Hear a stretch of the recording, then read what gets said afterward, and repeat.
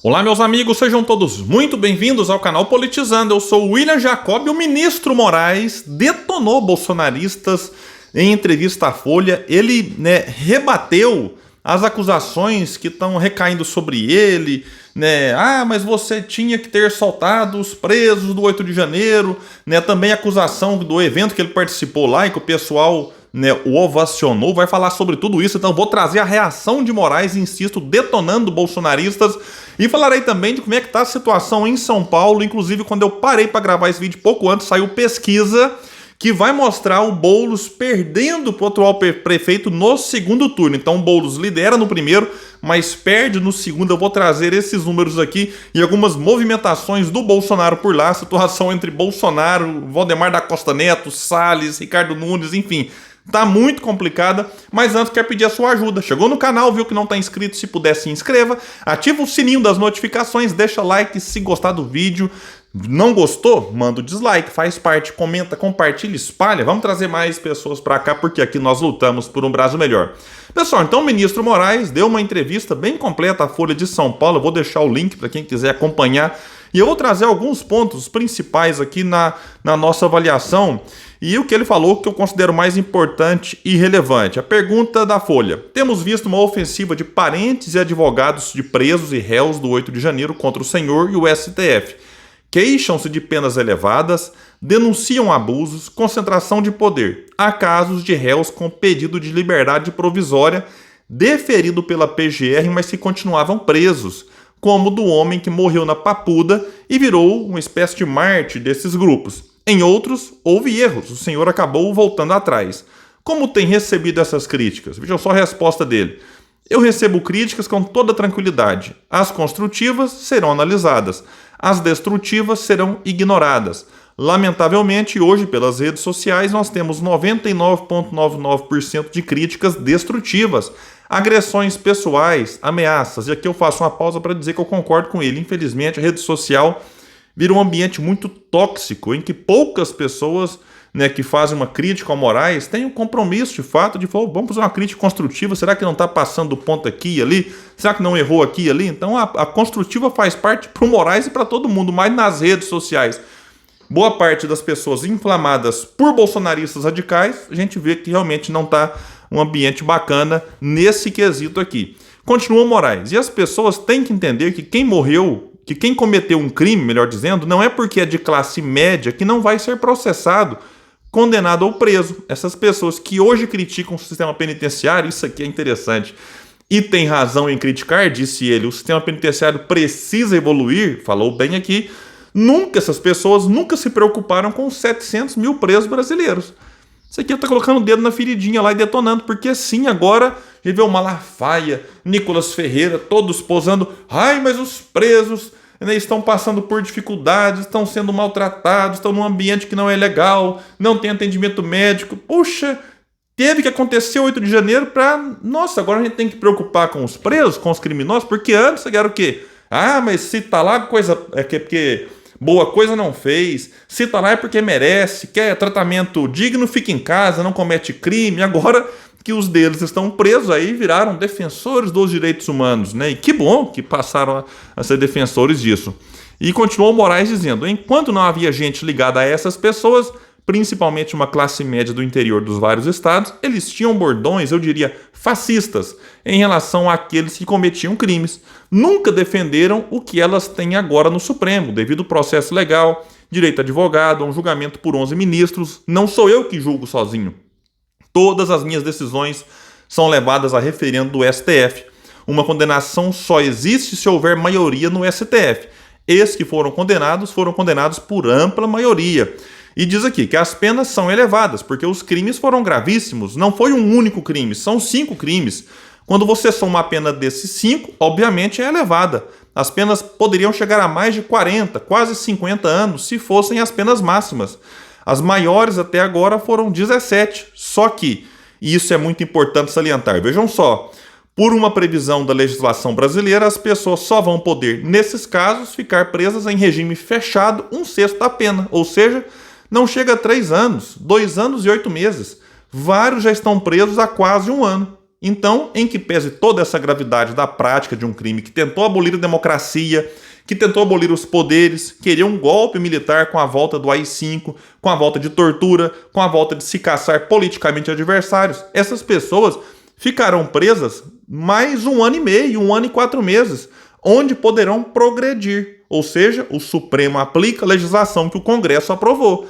E aprovou em substituição à Lei de Segurança Nacional, ou seja, é uma lei de defesa da democracia. Então tá aqui, explicando, né, para quem acha que eu até mesmo, né, às vezes eu olho assim e falo, 17 anos, a minha pergunta é, quanto vai pegar o Bolsonaro? O incentivador do que aconteceu. Se quem foi lá, né, digamos assim, os peixes pequenos estão pegando 17, e os peixes grandes, quem financiou, enfim, quem incentivou. Então vamos ver, aqui tá aqui a explicação dele, né? Agora, outra pergunta da Folha. No evento na segunda, no Palácio do Planalto, com o padre Júlio Lancelotti e militantes de esquerda, o senhor foi muito festejado, gritaram seu apelido, Xandão. Antes de virar ministro do STF, o senhor atuou na política e integrou governos mais de centro ou centro-direita.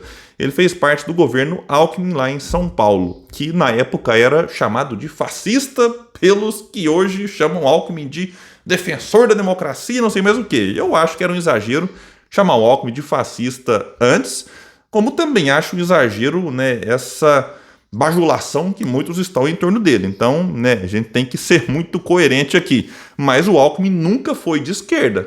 E o Moraes serviu ao governo Alckmin, colocado aqui na conta de centro ou centro-direita.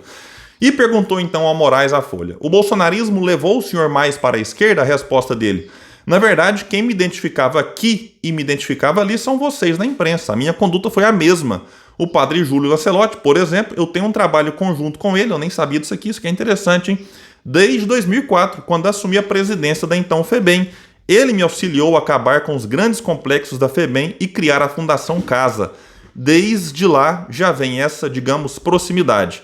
E aí ele fala: eu fui num evento dos moradores em situação de rua porque esse plano foi resultado de uma decisão minha, monocrática, depois referendada pelo plenário, que determinou o respeito à dignidade das pessoas em situação de rua. A pessoa já tem uma vulnerabilidade, ela ainda sofre agressão quando se retira os bens, documentos, o cachorrinho delas. O pouco que ela tem, as pessoas retiram, é com violência. Não há saúde, alimentação, casa. Então tá aqui, eu também não sabia disso, interessante. Agora, defender a dignidade dessas pessoas não é ser de esquerda ou de direita, de centro ou ser liberal, é defender a Constituição. Então, quando eu digo que eu sempre pautei a minha conduta igual, é que quando você está na política, os adversários enxergam de um jeito. Quando vem para o judiciário, de outro. Mas eu também não me iludo. Elogios hoje, críticas amanhã. Isso faz parte. Aí ele vem trazer aqui alguns dados lamentáveis, né, dos moradores em situação de rua. E aí essa medida aqui visa melhorar essa situação dramática para ficar, digamos, menos dramática, né? E aí a pergunta: o bolsonarismo não levou o senhor mais para a esquerda, não? Ele disse: não, nem para a esquerda, nem para a direita, nem para o centro. Eu fico onde sempre estive, cumprindo a Constituição. E perguntaram para ele: vê chance de anistia para Bolsonaro, como aliados dele pedem? Disse aqui ele a resposta: quem pode aprovar ou não é o Congresso. O Supremo, eventualmente, o que pode analisar é a constitucionalidade ou não, como fez em relação ao indulto. Comigo, nunca ninguém conversou essa questão. E perguntado se o inquérito das fake news tem previsão de, enfim, concluí-lo, ele respondeu: ele vai ser concluído quando terminar. Então a resposta aqui bem dúbia, porque o pessoal reclama que é o inquérito do fim do mundo, né? Não acaba nunca.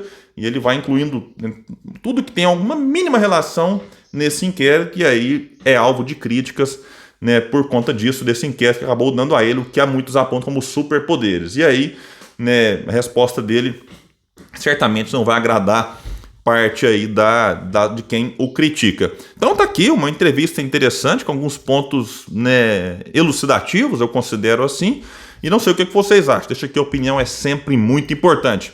Pessoal, e o Bolsonaro acabou piorando um problema interno do PL ao reforçar apoio à candidatura de Salles, que não vai bem nas pesquisas. Eu vou trazer para vocês daqui a pouco detalhes. Mesmo ele se diz candidato, pré-candidato, né? E fala que se não for pelo PL vai ser por outro partido. O Valdemar disse que ia liberar ele, sair sem perder o mandato, já que para acontecer isso só lá em abril de 2026, janela partidária, antes o mandato é do partido, a não ser que abra mão disso ou que tenha uma justa causa para que ele saia sem perder. E aí, parte do PL falou, não, se ele quiser sair, que ele perca o mandato, e o Bolsonaro fica nesse, né, morde a sopra com o Nunes, porque sabe que o Nunes, né, sendo prefeito, e todo prefeito no Brasil, independente de quem seja, com a caneta na mão, tem grandes chances de se reeleger, e aí o Nunes não vinha bem nas pesquisas, cresceu demais, mas ainda demonstrava alguma dificuldade para passar o Boulos, como inclusive eu vou mostrar na pesquisa aqui no primeiro turno. E o Bolsonaro não quer ir para a eleição no ano que vem e sai dela derrotado com seu apoio. Por quê? Perdeu em 2022, está inelegível. Se ele apoia alguém que perde em São Paulo, perde no Rio, isso para ele politicamente é ruim. E aí estudam lançar o Salles, né, apoiar o Salles. Que aí o Bolsonaro essa semana acabou tendo um vídeo seu compartilhado pelo Salles, e nesse vídeo o Bolsonaro diz o seguinte: muita gente gosta do Salles, eu também sou simpático a ele. E no final diz: Salles prefeito, mas antes diz: São Paulo merece realmente o nome de uma pessoa que vá fazer pelo município e não fazer por um partido. E volto aqui e repito, finaliza dizendo: Salles prefeito. Isso aqui não deve ter caído nada bem dentro do PL, já que o Valdemar quer indicar o vice do Nunes. E aí vamos ver como é que vai ser essa treta por lá. Agora, pouco antes de eu parar para gravar esse vídeo, saiu aqui uma pesquisa. Eu vou pegar aqui os dois principais cenários, né? O cenário que tem lá o Boulos, Nunes, Tabata, Salles, Kim Kataguiri e outros dois aqui, uma do Novo e a do PSDB. O Boulos lidera, e a da Paraná Pesquisas, que muita gente, Paraná Pesquisa, mas ela acertou bastante em 2022, inclusive na disputa pela presidência. O Boulos lidera com 31,1, tá meio que estagnado nisso aqui, oscila um pouco para baixo, um pouco para cima mesmo, todo mundo sabendo que o Boulos será o candidato do Lula, 31,1. Lula que venceu na capital paulista nas eleições de 22. Ricardo Nunes com 25,4, Tabata Amaral com 8,9, Ricardo Salles 8,3, Kim Kataguiri 5,4, Marina Helena do Novo 3,1, Vignoli do PSDB 0,6, Branco, nulo e não souberam 17,3. Aí vejam só, isso aqui é um cenário bastante realista de quem vai se candidatar, a não ser que um abra mão para apoiar o outro, mas tudo indica que esses nomes aqui estão colocados e se apresentam como pré-candidatos. Agora vejam só, num segundo turno entre Boulos e Nunes. Aí a Tabata, obviamente, vai apoiar o Boulos, o Ricardo Salles deve apoiar o Nunes, o Kim Kataguiri deve apoiar o Nunes, enfim. Como é que ficaria o segundo turno? Ricardo Nunes vence 41,3 contra 39,8 do Boulos. Um empate técnico dentro da margem de erro, mas né, a primeira vez, pelo menos, que eu vejo aqui o Nunes ultrapassando o Boulos no segundo turno. A gente sabe que o Boulos não é aquilo, não é o que eu acho, o que eu gostaria, ou o que vocês acham que gostariam. O Boulos tem uma enorme rejeição, né? Mas o Lula venceu. Uma coisa é o Lula, a outra é o Boulos, é o Haddad. O Haddad perdeu, né, lá no segundo turno no estado, né? Enfim, então não é uma situação fácil para o Boulos, que tem a simpatia de uma parcela, sim, mas tem uma rejeição de outra. Se pegar aqui, inclusive, o Boulos teve em 2020 40% no segundo turno contra 60% do Bruno Covas. Aqui ele aparece com 39,8%. Então é difícil para o Boulos romper esses 50% e mais um.